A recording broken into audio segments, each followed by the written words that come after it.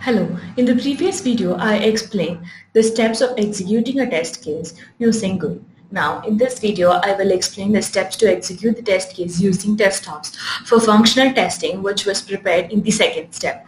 To start the execution, click on the Execute Test Case button. From the pop-up, click on the Via TestOps button. Under that, click on the API button.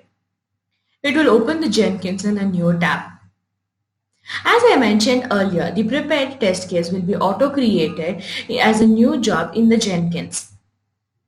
Now click on the job name. From the left panel, click on the Configure button.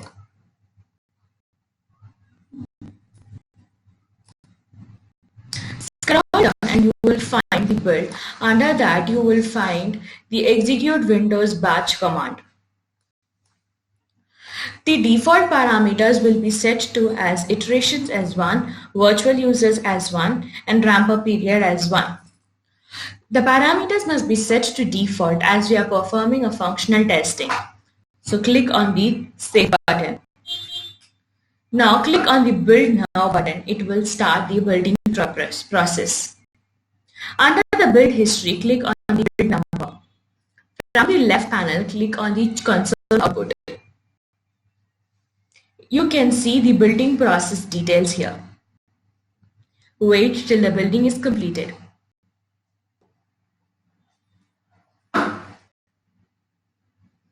Now the building is completed successfully. Close the Jenkins now. Now go to the folder location where the project has been saved. For that, open the Windows Explorer. Under the TON folder, you will find the API testing folder. Under API testing, click on TestOps. Under TestOps, click on demo_ton.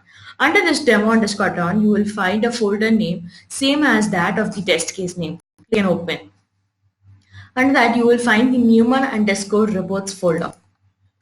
Under this folder, you will find a HTML file called result.html. In this HTML, you will find the number of iterations, the number of requests being sent to the server, and all the APIs that were recorded in the previous step. So the number of iterations is 1, the number of requests are 11, and if you scroll down, you will find all the 11 APIs.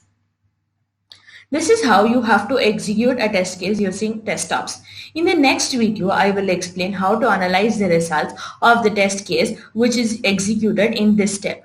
To post your projects, visit our website TestOnNeed.com. For furthermore assistance, contact us on sales@TestOnNeed.com. Do connect with us on our Twitter and LinkedIn accounts. Stay tuned. Thank you.